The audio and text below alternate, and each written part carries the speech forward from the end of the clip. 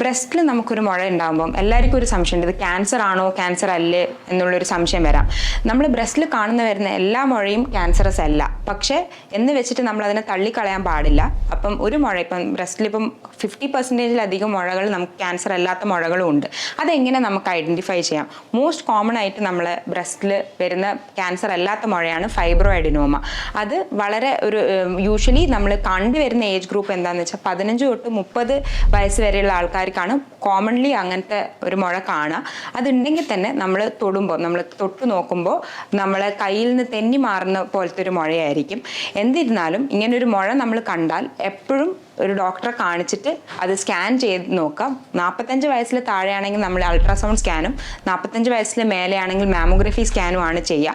അത് ചെയ്തിട്ട് അതിലൊരു പ്രശ്നവും ഇല്ല എന്ന് ഉറപ്പ് വരുത്തിയിട്ടാണ് ബാക്കി നമ്മൾ അതിൻ്റെ ചികിത്സേനെ പറ്റിയിട്ട് സംസാരിക്കുക.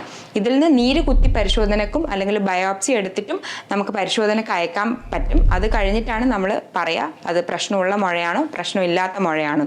അതുകൊണ്ട് ഏതൊരു മുഴ വരുമ്പം ആദ്യം പേടിക്കുന്നതിൻ്റെ മുന്നേ ഒന്ന് ഡോക്ടറെ കാണിച്ചിട്ട് ഈ സ്കാനിങ്ങും ടെസ്റ്റും ചെയ്ത് കഴിഞ്ഞിട്ട് മാത്രം നമ്മൾ മുന്നോട്ടേക്ക് പോവുക. അതുകൊണ്ട് പേടിക്കാനില്ല, എല്ലാവർക്കും ഡോക്ടറെ കാണിക്കുക.